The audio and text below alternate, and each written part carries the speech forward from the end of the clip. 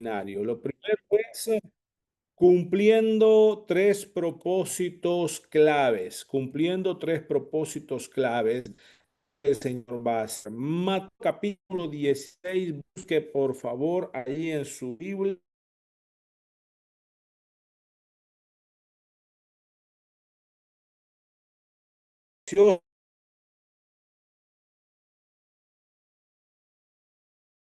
Dice de la siguiente manera: y yo también te digo que tú eres Pedro, y sobre esta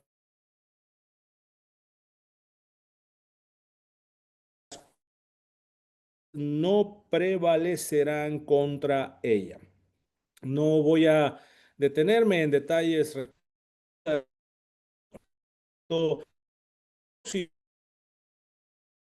Mi iglesia. Ese es el primer propósito que Dios ha establecido.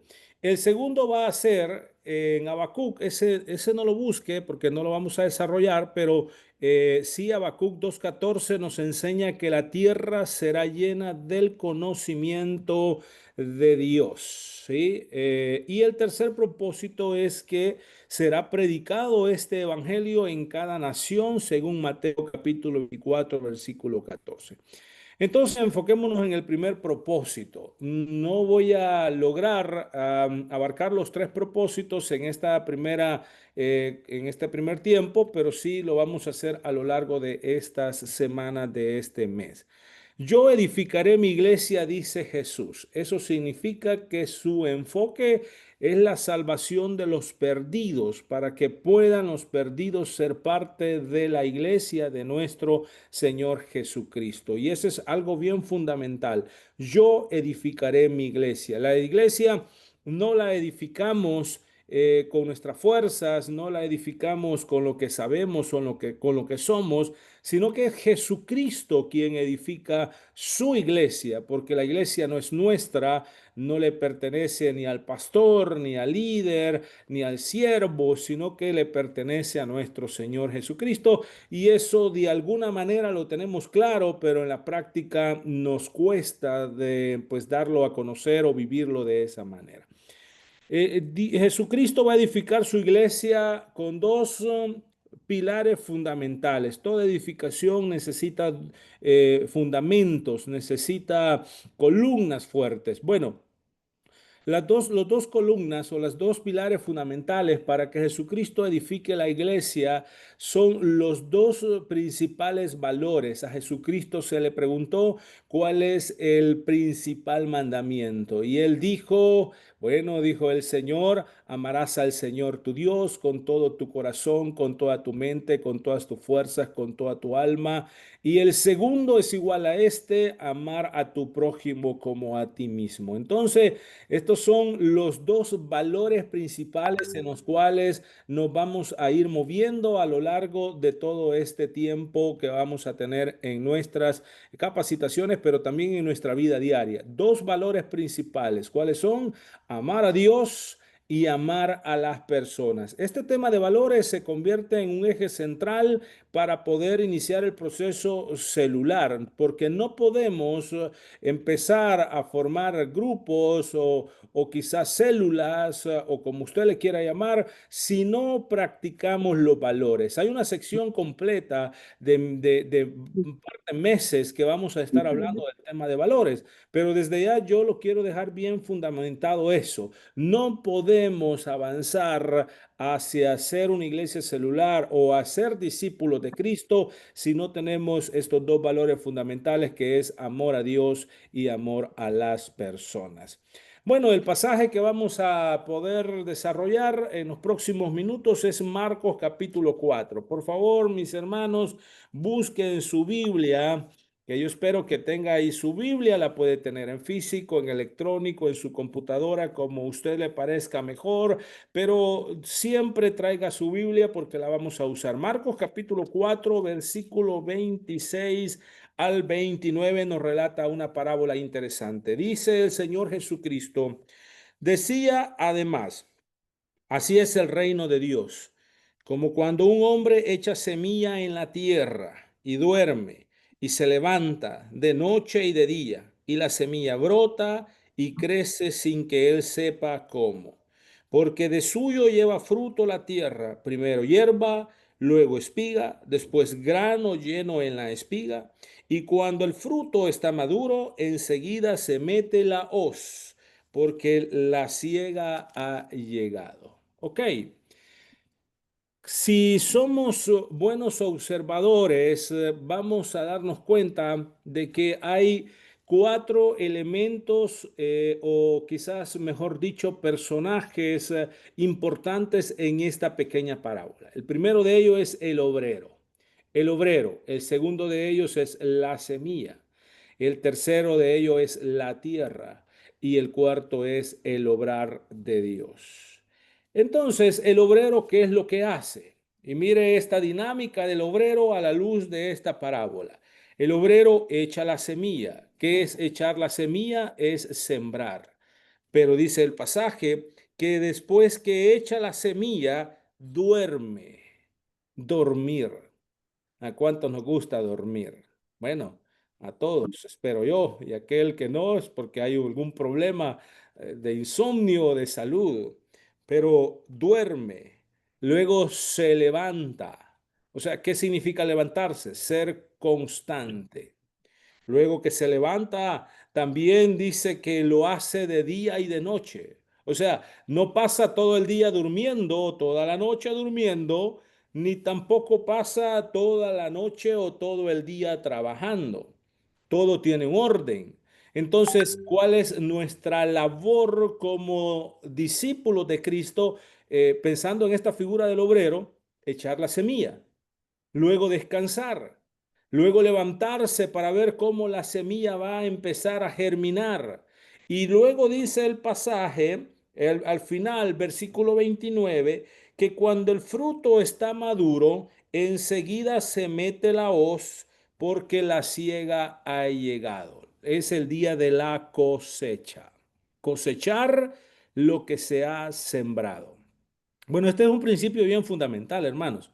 Es un principio bien fundamental y bien básico, muy comprensible, entiendo yo, para nuestros diferentes contextos en los cuales vivimos. Echamos la semilla, descansamos. ¿Por qué descansamos? Porque quien edifica la iglesia no somos nosotros, es el Señor. Nuestra labor es sembrar la semilla, pero luego descansamos en completa seguridad que el que se encargará de llevar el fruto es nuestro Señor Jesucristo. Pero no nos podemos quedar de brazos cruzados en una hamaca diciendo, bueno, vamos a esperar a ver si el Señor hace, o incluso como algunos hermanos, pastores, líderes, dicen, bueno, la oveja que tenga sed, que venga aquí a beber agua.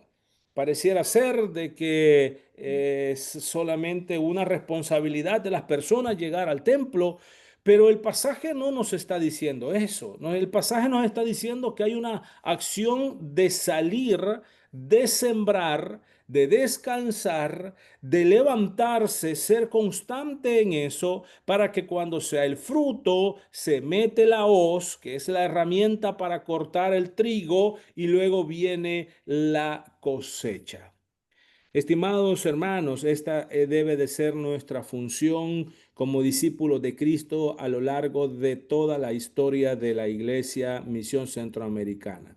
Tenemos que sembrar la palabra. Siémbrala, pero no solamente sembrarla, hay que levantarse. Pienso, por ejemplo, en algo muy puntual. Usted seguramente está orando, invitando, está teniendo un primer contacto con una familia. La familia rechaza el evangelio, no quiere saber nada del evangelio, pero usted deja la semilla sembrada. Resulta que de repente algún miembro de esa familia se enferma y entonces se acuerdan de usted y le llaman, hermano, puede venir a orar. ¿Qué está pasando ahí? La semilla está empezando a germinar. Entonces usted va y ora por la persona, pero aún así la persona no quiere nada con el Señor. Pero usted se levanta nuevamente la siguiente semana y pregunta cómo está y entonces va avanzando el proceso. De repente usted recibe la llamada y le dice, pastor, hermano, ¿Cuándo puedo estar yo en la iglesia? O puede venir a mi casa a abrir un estudio bíblico, o puede venir y entonces empieza la semilla a dar su fruto. Y cuando usted viene a sentir, esas personas ya tienen a Cristo en su corazón. Es un proceso, no sucede de la noche a la mañana, no es solamente un evento, es una realidad del trabajo del obrero. Vamos a avanzar.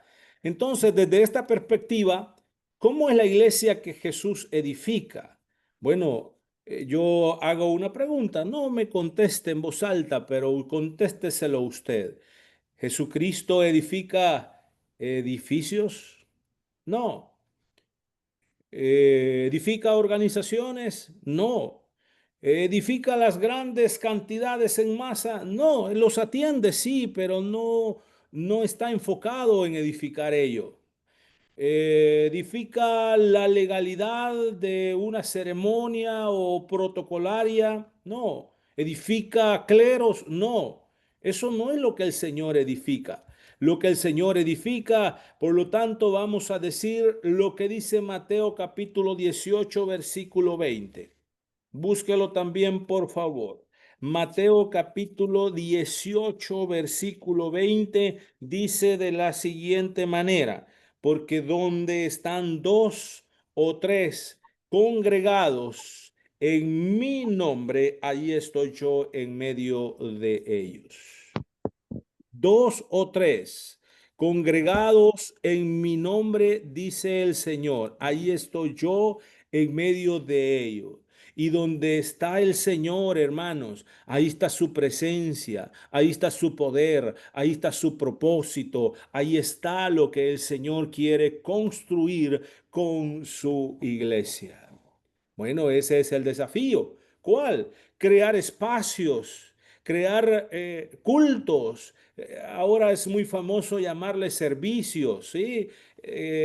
Tiene una connotación un poquito diferente, pero es lo que normalmente ahora se llama servicios. Bueno, crear un espacio donde pueda haber confesión unos a otros, según Santiago 5:16, llevar las cargas unos de los otros, según Gálatas 6:2, velar por los demás, según Filipenses capítulo 2, versículo 4, ocuparnos juntos en nuestra salvación, según Filipenses capítulo 2, versículo 12 al 13, poder también tener de alguna manera una manifestación del Espíritu Santo de manera particular en cada uno, con una palabra de Dios, con un consejo, con una llenura del Espíritu, según Primera de Corintios. Demostrar el amor ágape también, en donde haya cercanía, en donde haya acción, podamos ver las necesidades de los demás, edificarnos mutuamente y también entre todos,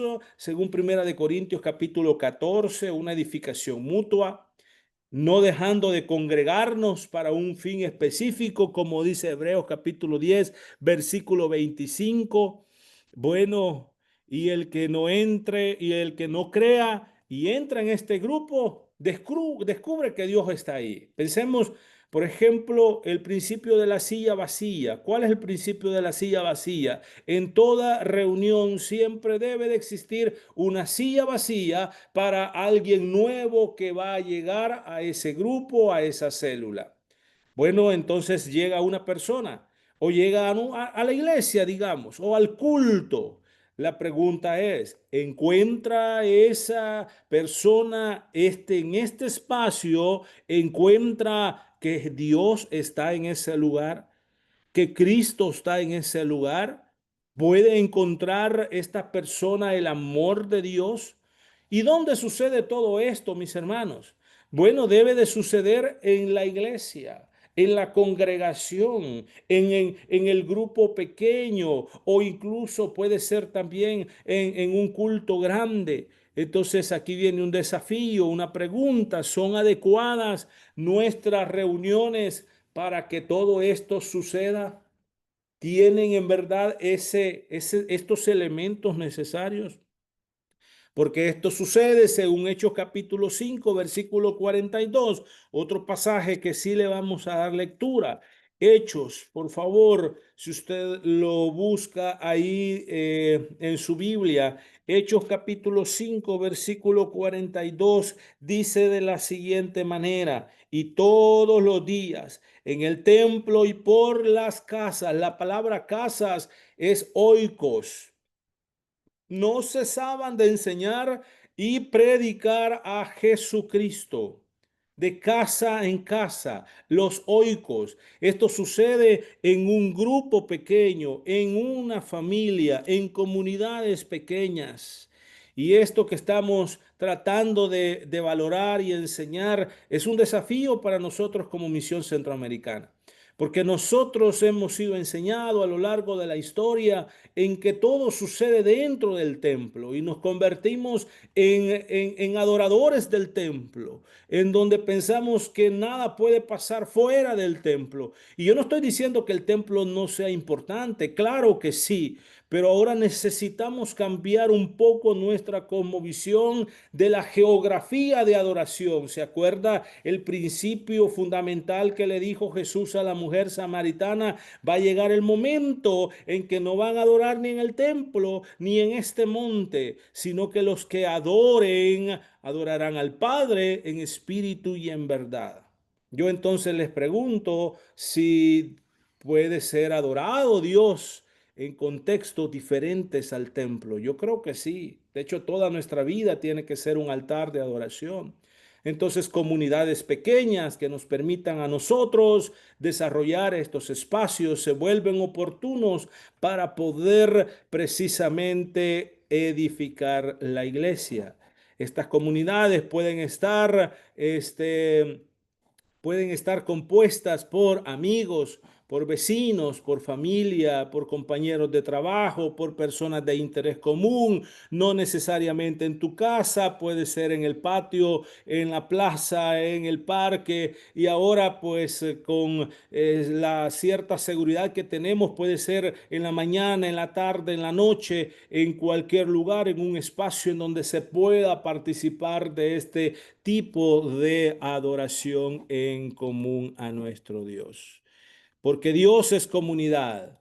Dios crea al hombre en comunidad y Dios crea a su iglesia en comunidad.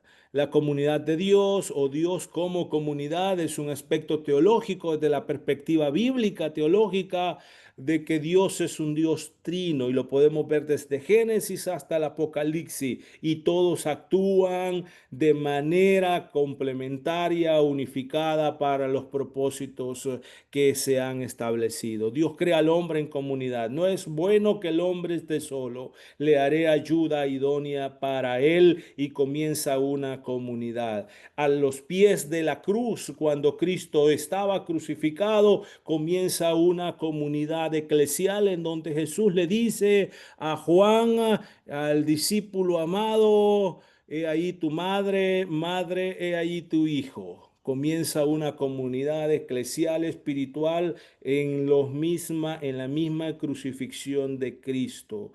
Y luego Efesios nos va a desarrollar y a contar qué es esta comunidad, cómo se desarrolla. Bueno, dice que ya está pensada desde antes de la fundación del mundo para ser hechos hijos de Dios, y hay diferentes figuras para poderse referir a la iglesia.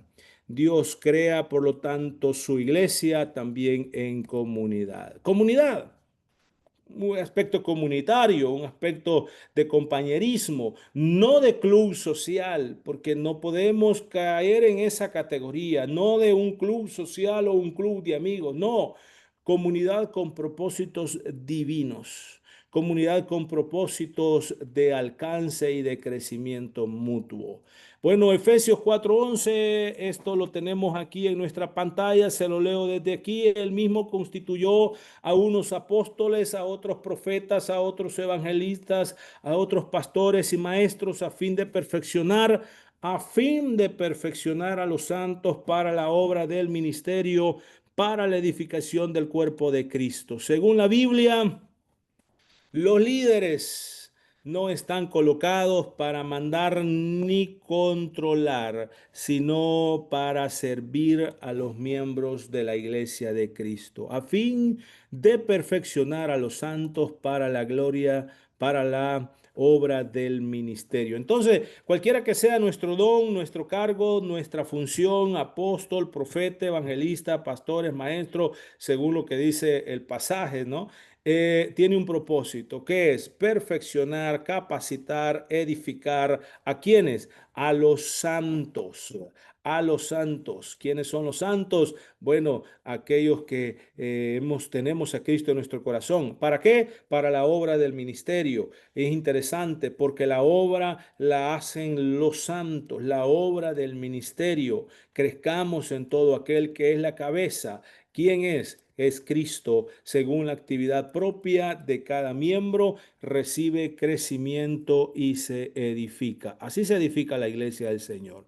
No desde arriba hacia abajo en el sentido jerárquico, sino desde el servicio, desde la comunidad. Podemos de alguna manera ir edificando la iglesia por medio de su Santo Espíritu. Entonces la iglesia que Jesús edifica está basada en principios. Por eso es funcional en todo tiempo y en todas circunstancias. Es interesante este tema eclesiológico, mis hermanos, porque tratamos nosotros, y lo digo como Misión Centroamericana, de organizar, de ser de alguna manera nuestras iglesias parecidas a lo que la Biblia describe. Pero cuando tomamos y lo hacemos desde una perspectiva global, o sea, bíblica, digamos de todo el Nuevo Testamento o principalmente de las cartas Paulinas, pero cuando vamos, digamos, libro por libro, incluso evangelio por evangelio, nos damos cuenta que cada comunidad, cada iglesia era muy particular, incluso en su forma de organizarse, incluso en su manera de ser, incluso en los problemas y en las decisiones que se tomaban. No voy a ampliar este tema, pero la eclesiología en cada uno de los libros es una eclesiología diferente, porque no hay como un estándar específico de cómo es cada una de las diferentes iglesias. Nuestro estándar más parecido a lo que Pablo le enseña a Timoteo, en el caso de la iglesia de Éfeso, lo que se enseña a Tito y algo otros elementos quizás de Corintios, pero cuando vamos y por ejemplo analizamos las comunidades de los evangelios, en donde ellos, las iglesias, que recibieron los evangelios como los primeros lectores, nos damos cuenta que esas comunidades son muy diferentes a las comunidades paulinas, son muy diferentes a las comunidades, otras comunidades. Entonces, por eso es que no se trata de uniformar, sino de vivir principios. Porque los modelos no pueden funcionar en todos momentos, circunstancias. Bueno, usted y yo somos testigos que hemos adoptado diferentes modelos a lo largo de la historia de 129 años de la misión centroamericana y hay modelos que han funcionado en ciertos sectores, hay otros que no, hay otros modelos que decimos, bueno, fallaron por estas y otras circunstancias, porque los modelos, hermanos, pueden ser funcionales en algunas áreas, pero no en todas, porque cada iglesia, cada realidad es diferente. Entonces, nuestra intención es que no pasemos en principios y que el Espíritu Santo les ayude o nos ayude a saber cómo irlos implementando en diferentes contextos. Los principios son funcionales en catacumbas, por eso es que hay iglesias en países musulmanes. O sea, si creemos nosotros que la iglesia en países musulmanes debe de ser como Misión Centroamericana es en El Salvador, estamos perdidos porque no funciona así la cosa. Allá, aquí es nuestro modelo. ¿Nos ha funcionado o no? Pues es cosa nuestra, pero no podemos implementar lo mismo. Y eso es una de las críticas que muchas veces se hace a las personas que nos vinieron a enseñar porque establecieron modelos, no principios. Entonces, la iglesia puede funcionar en temas de pandemia. A todos se nos cayó hasta cierto punto nuestro tema de teología del templo, por ejemplo, y empezamos a hacer cultos en las casas y empezamos a transmitir en vivo. ¿Se acuerda usted en la pandemia? Eso era pecado antes. Y empezamos a tratar de ver la iglesia desde otra perspectiva, porque la iglesia cuando se basa en principio funciona en pandemia, funciona en guerra, funciona en la persecución extrema. Bueno, la iglesia china creció mucho más potencialmente cuando estaba el comunismo en China y la opresión hacia la iglesia evangélica. Creció de manera impresionante. Bueno, funciona en aislamiento, funciona en cárcel. ¿Por qué? Porque la iglesia se edifica en base a principios. Entonces, desde esa perspectiva, mis hermanos, nadie, absolutamente nadie puede detener la expresión de Dios por medio de la iglesia que Jesús edifica. ¿Y cuál es su fruto? Es el crecimiento. Y voy a ir finalizando con estas ideas. Cristo, ¿sí? Cristo establece el fundamento. Cristo edifica su iglesia. Cristo da la extensión a su iglesia. Entonces, ¿cómo lo va a hacer Dios? ¿Cómo lo va a hacer Dios? Bueno, lo va a hacer con cada una de las personas, por medio de todos los miembros, su iglesia y todos los miembros de la iglesia que estén dispuestos a vivir la vida de la iglesia según el modelo que Jesús usa para edificar su iglesia. Eso es. Sí, usted no se preocupe si no todos los miembros de la iglesia dicen, vamos a hacer esto, yo voy a apoyar en esto o yo creo en esto. No, hermano. Con 3, 4, 5 usted puede comenzar, quizás después 10, quizás después 20 y así nos vamos a ir uniendo precisamente a este desarrollo de la iglesia. Así que mis hermanos, esto es parte del propósito de Dios, el propósito de Dios para su iglesia. Primer propósito dijimos que Él edificará su iglesia. Próximo miércoles vamos a ver el segundo propósito, así que no se lo puede perder en este mismo canal y a esta misma hora. Voy a dejar un espacio.